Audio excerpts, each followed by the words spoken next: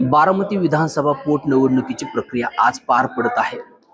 या बारामतीच्या आज निवडणुकीच्या प्रक्रियेमध्ये एकूण 3,84,579 मतदार आपला मतदानाचा हक्क बजावणार आहेत।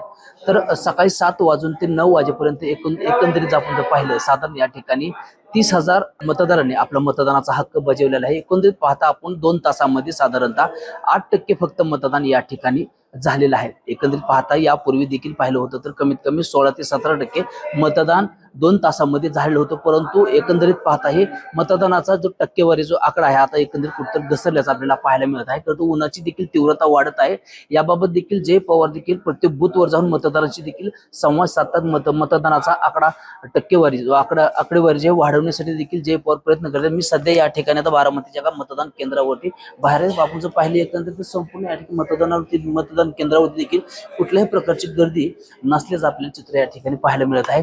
एकंदरीत रोहित पवारांनी देखील दावा केलेला होता की मतदार यादीमध्ये देखील मतदाराचे ज्या घरापासूनचे जे अंतर आहे ते 2 ते 3 किलोमीटर अंतरावरती त्यांची यादीमध्ये नाव आल्यामुळं देखील या ठिकाणी मतदानाचा जो आकडेवारीचा टक्केवारी जी आहे ती घसरण्याची शक्यता वर्तवली जाते। एकंदरीत रोहित पवारांनी जो केलेला दावा या ठिकाणी कुठं खरा ठरतोय असं आपल्याला चित्र या ठिकाणी पाहायला मिळत आहे।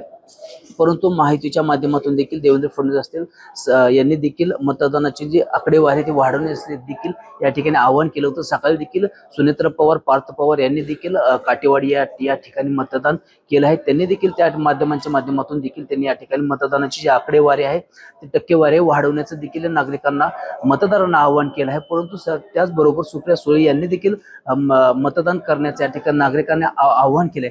परंतु एकंदरीत पाहता या ठिकाणी मतदानाची जी आकडेवारी आहे टक्केवारी कुठेतरी घसरताना आपल्याला पाहायला मिळत आहे। आपण पाहिलं या ठिकाणी प्रत्येक मतदानावरती अशीच परिस्थिती आपल्याला पाहायला मिळते। आता ही सध्याची 2 तासामध्ये ही झालेली आकडेवारी आता इथून संपूर्ण ह्या दिवसभराच्या प्रक्रियेमध्ये किती मतदानामध्ये वाढ होते, आकडेवारी किती वाढते, किती टक्केवारी वाढते हे देखील पाहणं अधिक महत्त्वाचं ठरणार आहे। सुंदर कुसाळकर, LS मराठी, बारामती।